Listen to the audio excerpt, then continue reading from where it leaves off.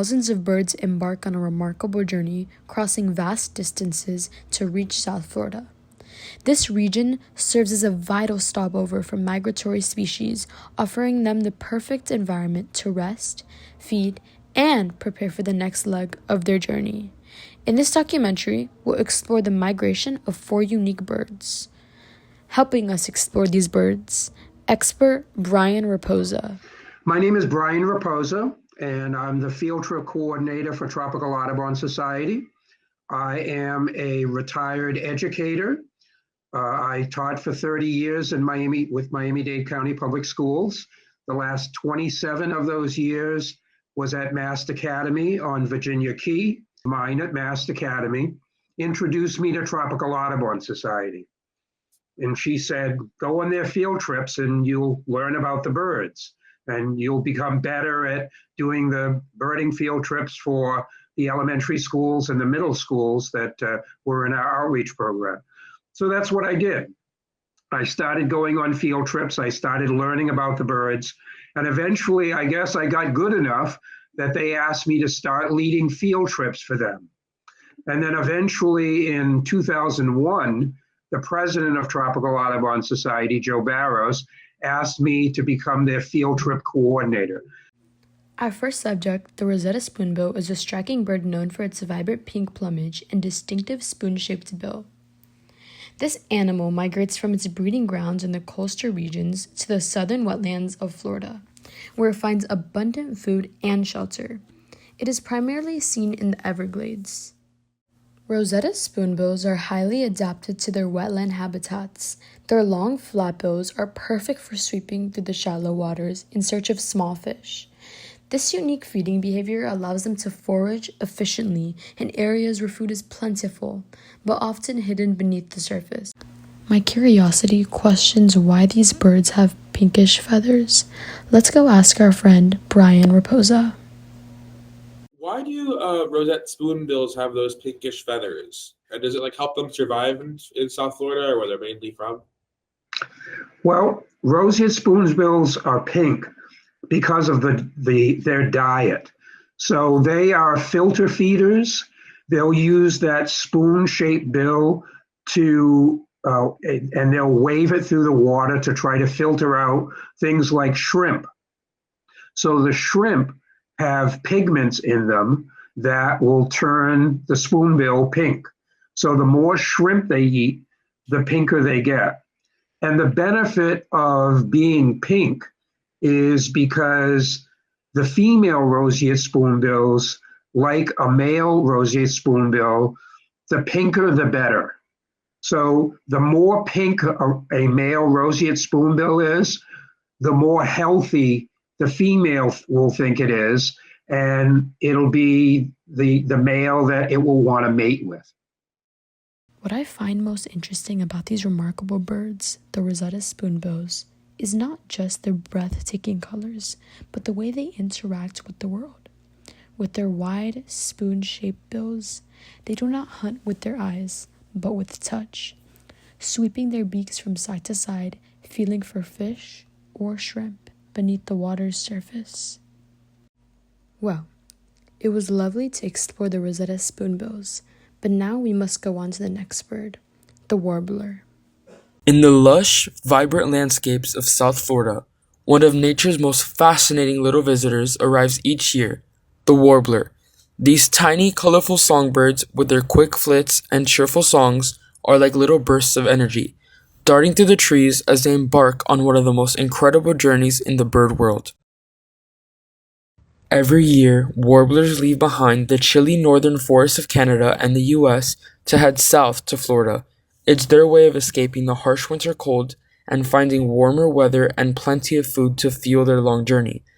After all, who wouldn't want to trade snow for sunshine? Once they arrive in South Florida, warblers find a perfect home. The region's rich mix of mangroves, forests, and wetlands gives them shelter and an all-you-can-eat buffet of insects. Beetles, moths, spiders, you name it. With their sharp beaks and quick movements, warblers expertly snatch up their meals, sometimes even enjoying a few berries along the way. But they're not just here to enjoy a sunny vacation. Warblers play an important role in the ecosystem by keeping insect populations in check. When they arrive in South Florida, it's a clear sign that the seasons are changing. Their migration reminds us of the incredible rhythms of nature and how these tiny, determined birds are an essential part of the bigger picture. Do you know in particular which birds migrate to South Florida in the biggest numbers? Well, probably the type of bird that's the most common here, the common migrant bird that's most common, are warblers. So South Florida is famous for a wide variety of wintering warblers.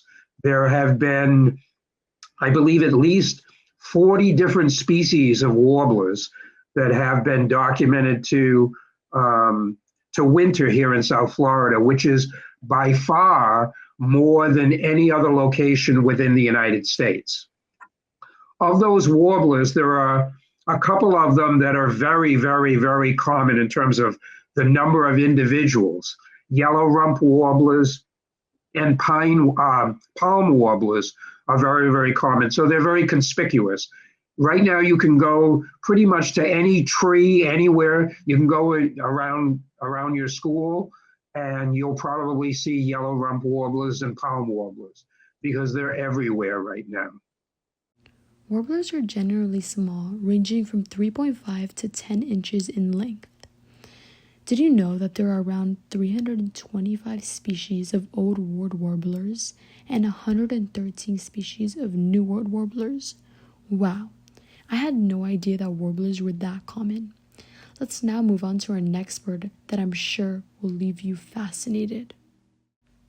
And now, for one of the most graceful and awe-inspiring birds of South Florida, the swallow-tailed kite. These stunning raptors are known for their long, elegant tails and striking black and white plumage. With their soaring flight and acrobatic skills, swallow-tailed kites are a sight to behold. Gliding through the air with the utmost grace, you might see them effortlessly weaving through the sky, twisting and turning like dancers performing aerial and pirouettes. The swallow-tailed kite feeds primarily on insects and even some fruits. It hunts by soaring high above the trees, spotting potential prey below. When it spots something tasty, it swoops down with incredible speed and precision, often snatching its meal right out of the air or from the forest canopy. They are expert hunters, using their agile flight and sharp eyesight to track and capture their next meal. These incredible birds travel south to take advantage of the rich food sources and warm weather. In the winter, South Florida offers the perfect habitat, while its ample food supply and relatively mild climate compared to the cooler regions up north. By migrating to this part of the world, the swallow-tailed kite ensures its survival through the winter months, feeding, resting, and getting ready to soar into the skies once again as spring approaches. Do you have any interesting facts about the swallow-tailed kites? Okay, swallow-tailed kite is a bird of prey. It's also the mascot of Tropical Audubon Society. And I consider it one of the most beautiful of all the birds of prey I've ever seen. So I'm hoping to see my first swallow-tailed kite of the year when I go to Everglades National Park this Saturday, because swallow-tailed kites will winter in the Amazon and in South and Central America. And they start arriving in Florida usually right now at the end of February, but by March, they'll become much more common. And they'll nest here. They nest throughout the southeastern United States. And by July, they'll start to, after the nesting season is over, they'll start to congregate in very large groups, especially around Lake Okeechobee. And what they're doing is they're staging in preparation for flying back to South America for the winter. And when they're migrating, their favorite food are dragonflies. So they're oftentimes the migration of the swallowtail kite is timed. They've evolved to time their migration to coincide with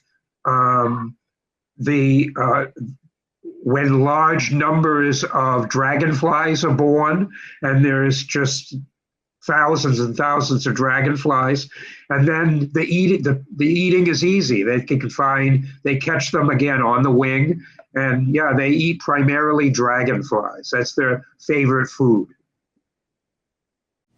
What I find most interesting about this bird is its impressive aerial skills.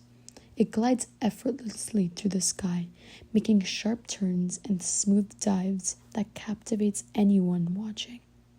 This bird is also a skilled hunter, catching prey mid-air with speed and precision with its elegant movements and unique hunting style. The swallowtail kite truly is a fascinating sight in the sky. What I find most interesting about this bird is its impressive aerial skills. It glides effortlessly through the sky, making sharp turns and smooth dives that captivates anyone watching. This bird is also a skilled hunter, catching prey mid-air with speed and precision with its elegant movements and unique hunting style. The swallowtail kite truly is a fascinating sight in the sky. Now, let's take a moment to appreciate one of the most mysterious and fascinating birds that calls South Florida home during migration, the lesser nighthawk. Picture this, a small nondescript bird with a love for the night sky, darting through the air like a shadow, hunting in the dark. The lesser nighthawk may not have the bright colors of the spoonbill, but it has something just as extraordinary, a unique nocturnal lifestyle. You'll typically find them in open spaces, including deserts, grasslands, and even urban areas. In South Florida, they settle in open fields, prairies, or coastal areas where they can find insects in abundance. And speaking of food, did you know that the lesser nighthawk feeds on moths, beetles, and other flying insects? The nighthawk doesn't sit still for long. It catches its prey mid-flight, swooping and darting through the air with impressive precision. Although these birds are very serious with catching their prey, there is no denying their level of cuteness. Although these birds are very serious with catching their prey, there is no denying their level of cuteness. An absolutely adorable little bird with its soft, fluffy feathers and big, round eyes that seem to sparkle in the moonlight, its tiny beak and gentle expression give it an almost sleepy, endearing look, making it seem extremely cuddly. Even though it's wool for the night, when it perches, it tucks itself up so neatly that it looks like a little feathered bundle, blending perfectly with its surroundings. And when it takes off, its fluttery, graceful flight just adds to its charm. With its quiet, sweet nature and delicate patterns, the lesser nighthawk is a tiny nighttime treasure that's as cute as it's fascinating. What do you think are some interesting behaviors of the lesser nighthawk? The lesser nighthawk is one of 3 different nighthawk species that can be found in South Florida at different times of the year. The other 2 are common nighthawk, which they'll migrate here beginning in April, and they'll breed here, and they'll stay until probably October, and then they go to the Amazon basin in South America to winter. The second nighthawk species that we have here is the Antillean nighthawk, which is a nighthawk that's only found in the Caribbean. So almost all of them in Florida are in the Florida Keys, but they can also be found in Cuba, Jamaica, Puerto Rico, the Cayman Islands, throughout the Caribbean. And they generally arrive toward the end of April, maybe the beginning of May.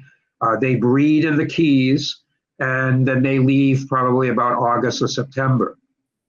Now, the lesser nighthawk is the only one of the 3 nighthawk species that doesn't breed here. It just winters here. So, and it's also probably the rarest of the 3 nighthawk species that are found in Florida. So as the name of the bird suggests, nighthawks are active mostly at night. Sometimes you'll see them during the day, especially when it's overcast. But if it's a bright sunny day, you won't see nighthawks until sunset, after sunset. So lesser nighthawks, one of the most reliable places to find them during the wintertime is over the canals that are just outside the main entrance to Everglades National Park. So visiting birders will go there at sunset and they'll wait for the nighthawks to appear. And the nighthawks will probably maybe about 30 minutes after sunset will start flying over the canals looking for insects because they're insect eaters. And they eat on the wing. That means they capture their insect prey in the air, in mid-flight. And they have large mouths that almost act like a vacuum cleaner. So when they open their mouth, they can swallow lots and lots of insects at one time. And that includes insects like mosquitoes. So nighthawks do help, they do contribute to controlling the mosquito population. For a cute bird, I didn't know it was able to eat so many insects at once. Thankfully, with this, they are able to control the mosquito population, or at least help control it. I think I might find them even cuter now.